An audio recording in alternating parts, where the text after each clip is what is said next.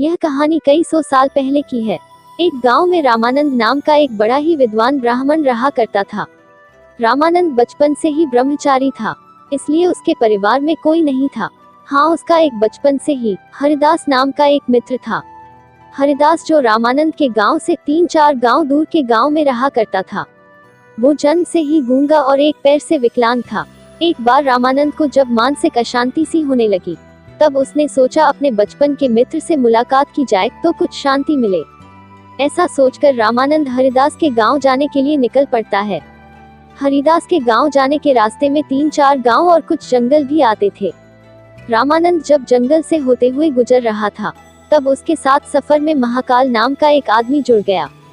महाकाल का साथ पाकर रामानंद को भी अच्छा लगा और बातों बातों में उनका सफर अच्छा कटने लगा। चलते चलते रास्ते में जब पहला गांव आया, तब महाकाल ने रामानंद से कहा कि तुम आगे बढ़ो, मेरा इस गांव में कुछ काम है, उसे खत्म करके मैं तुम्हें आगे मिलता हूँ। रामानंद ने अपना सफर धीरे धीरे जारी रखा। वह अपने सफर में थोड़ा ही आगे बढ़ा था कि उसे पता चला उस गांव में कोई फांसी लगाकर मर गया है। आगे महाकाल फिर उसके सफर में साथ हो गया। वह दोनों अपना सफर जारी रखते हुए आगे बढ़ते गए। कई मीलों तक चलने के बाद फिर से एक गांव रास्ते में पड़ा, जहां फिर से महाकाल ने रामानंद से कहा कि मेरा इस गांव में कुछ काम है, जो पूरा कर मैं तुम्हें आगे मिलता हूँ। और वह उस गांव में चला गया। रामानंद ने फिर धीरे धीरे अपना सफर जारी रखा और थोड़ा आगे जाकर उसे खबर मिली कि उस गांव में एक आदमी को सांप काट गया और आदमी मारा गया। रामानंद सोच ही रहा था कि यह कैसा अजीब इत्तेफाक है कि जिस भी गांव में महाकाल जाता है, वहां कोई ना कोई बुरी खबर आ जाती है। कि तभी महाकाल फिर से उसके साथ सफर में जुड़ गया। हालांकि रामानंद पूछना चाहता था, लेकिन वह महाकाल से हिचकिचाहट के वजह से कोई सवाल नहीं पूछ पाया। कुछ घंटों तक चलने के बाद फिर से एक गांव आया और फिर से महाकाल उस गांव में चला गया। और जब वह लौट के आया, तब तक रामानंद को पहले से पता चल चुका था कि उस गांव में आग लगने की वजह से कई लोगों की जान जा चुकी है।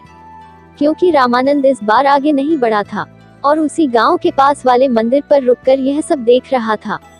जब महाकाल रामानंद के पास वापस आया, तो इस बार रामानंद से रहा नहीं गया और उसने महाकाल से पूछा कि आखिर तुम कौन हो और क्या राज है कि तुम जहां भी जाते हो वहां पर कोई ना कोई मर जाता है।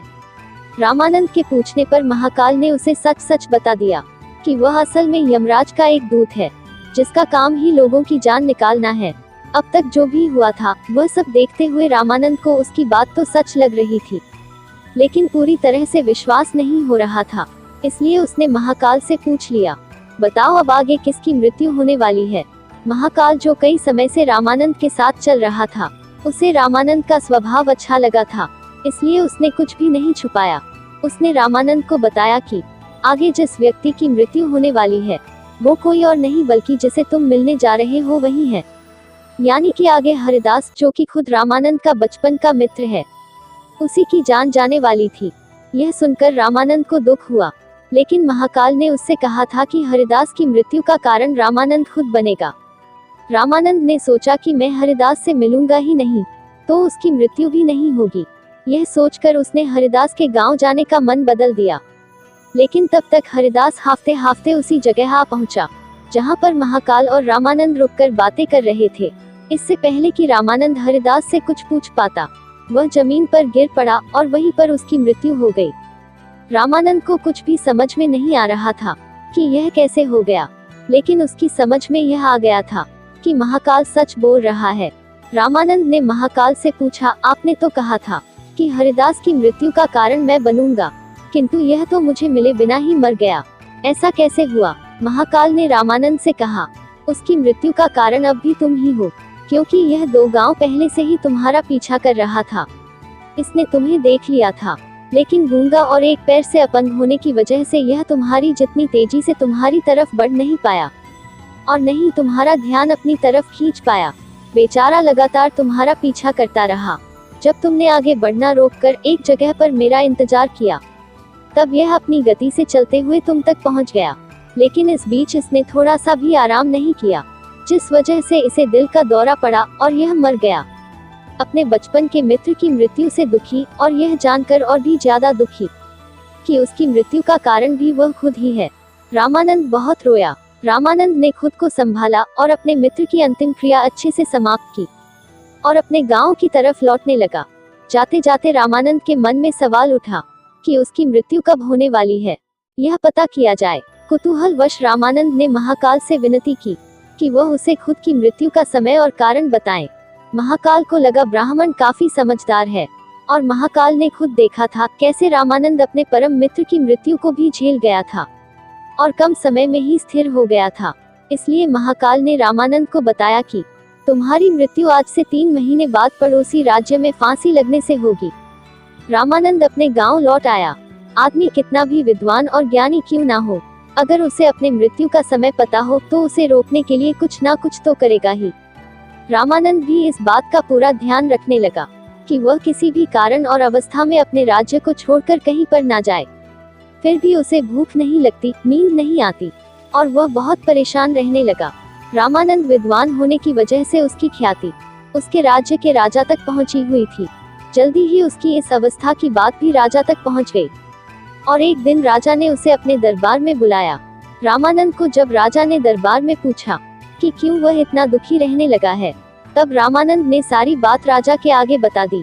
राजा समेत सभी दरबारियों को इस बात से काफी आश्चर्य हुआ, क्योंकि सब लोग जानते थे कि रामानंद कभी झूठ नहीं बोलता है।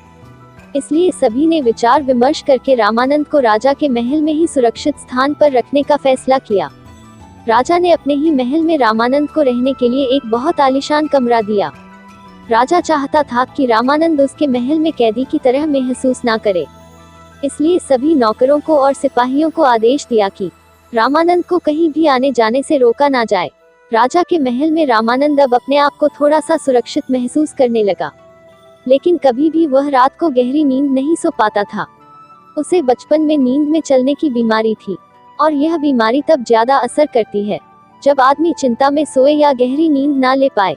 राजा के महल में रहकर उसकी यह बीमारी अब काफी बढ़ गई, लेकिन इस बात का उसे पता नहीं था और उसे राजा के आदेश होने के वजह से कोई भी नौकर या सिपाही कहीं भी आने जाने से नहीं रोकता था। जल्दी ही वह दिन भी आ पहुंचा जब उसकी मृत्यु होने वाली थी। उस रात भी वो चिंता में सोया और नींद में उठकर चलने लगा। चलते चलते वह महल के अस्तबल में गया। एक घोड़े पर सवार हो गया। घोड़ा राजकुमार का था और राजकुमार अक्सर पड़ोस के राज्य की राजकुमारी को मिलने उसी घोड़े पर जाया करता था। जैसे ही रामानंद उस घोड़े पर सवार हुआ, घोड़े ने उसे राजकुमार समझ के दूसरे राज्य में जाने के लिए दौड़ लगा दी और कुछ ही समय में दूसरे राज्य के महल में जाकर रुका। रामानंद घोड़े से उतरकर उसे अपने राज्य के राजा का महल समझकर महल के अंदर घुस गया और वहां पर नींद में चलते चलते रानी के शयन कक्ष में जाकर सो गया। सुबह जब रानी उठी तो एक पराये पुरुष को अपने कक्ष में सोते हुए देख बहुत डर गई और तुरंत राजा को बुलाया। ये नजारा देख राजा को बहुत गुस्सा आया। राजा ने तुरंत दरबार बुलाया। वहां पर रामानंद को हाजिर किया गया और उसे फांसी पर लटकाने की सजा सुनाई गई। रामानंद ने राजा से अपने निर्दोष होने की सफाई देते हुए कहा, महाराज, मुझे नहीं पता कि मैं कैसे आपके महल में आ गया। आप ही सोचिए कि किसी की भी इतनी हिम्मत हो सकती है कि आपके राज्य में आकर आप ही की रानी के बगल में सो जाएं। और उसके साथ घटी 3 महीने पहले की घटना और महाकाल के बारे में सारी सच्चाई बता दी। राजा को भी रामानंद की बात में कुछ तर्क लगा, इसलिए राजा ने अपने पड़ोसी राज्य से रामानंद की कही बातों की पुष्टि करवाई। तब उसे पता चला कि वो पिछले कई दिनों से पड़ोसी राजा के राज्य में मेहमान की तरह रह रहा था। राजा ने फिर से दरबार बुलाया और अपनी दी गई सजा पर विचार विमर्श करने के लिए कहा। सभी चाहते थे कि रामानंद को सजा नहीं होनी चाहिए, लेकिन सब ये भी चाहते थे कि राजा की कही हुई बात का मान भी रखा जाए। काफी सोच विचार करने के बाद सब इस बात पर सहमत हुए कि एक कच्ची सूत की डोरी से रामानंद को फांसी दी जाए, जिससे वह रस्सी टूट जाएगी, रामानंद की मृत्यु भी नहीं होगी और राजा की बात भी रह जाएगी। यह फैसला सुनकर रामानंद भी खुश हुआ और खुशी खुशी सूत की डोरी से फांसी लगाने के लिए राजी हो गया। रामानंद को जिस डोरी से फांसी लगाई गई, वह डोरी रामानंद का वजन नहीं संभाल पाए और टूट गई।